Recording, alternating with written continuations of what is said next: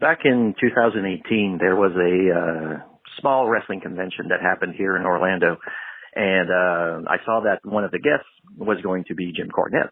And I got super excited because I listen to Jim Cornette's podcast every week. But even though I don't agree with everything he says, I listen to it because it's funny. It makes me laugh, and it's easy to listen to while I'm working. On one of his podcasts a few months before, he had said that one of his letters when he was 11 years old was published in the Rawhide Kid comic book from Marvel Comics.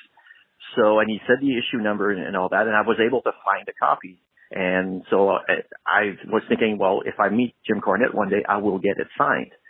So, and here was my opportunity. So get to the show, and I don't know what to expect. You know, I've never really looked up fan interactions with him. I don't know how he is with fans.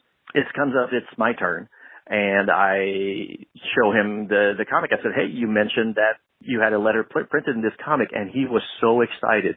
He's like, oh my God, yes. And then he starts telling me the story about him being printed and how he was 11 years old and he decided that he was going to write to the comic book. I can't remember what it was about, but he wrote to the comic book and they actually printed his letter and how excited he was when he was a kid. And Jim Cornette could not have been any nicer to me. He was so nice. So he said, you want me to sign this? I'm like, yes, please, if you can. You know, so he signs like he always signs to my friend, Jim Cornette. And then I asked him, I said, how much would you charge me to do a voicemail greeting on my cell phone?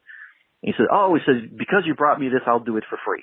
And I said, okay. So he grabs my phone and he recorded one of the best cell phone greetings, voicemail greetings you've ever heard. And I still use it today. Listen, I don't want to come on here and promote Jim Cornette. We disagree on a lot of things. He's always more than happy to berate me on his podcast about me and my wrestling style or whatever it may be. And that's his prerogative. I guess do whatever you want. But at the end of the day, listen, this man's a legend in the world of wrestling for his time, not necessarily in this time.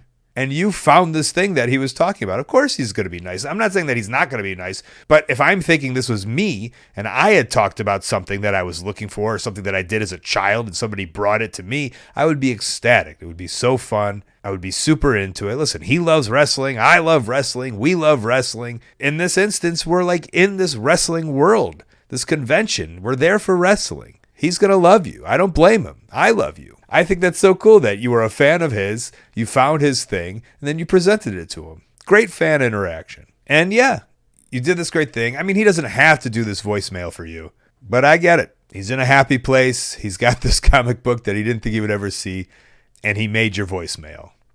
And then I, as the podcaster, was like, I want to hear this voicemail. And I think everyone else did.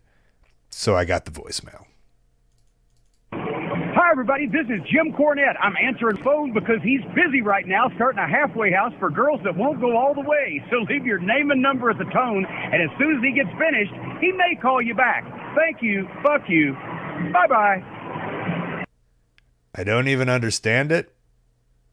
It sounded sexist and demeaning, but that's kind of his thing, right?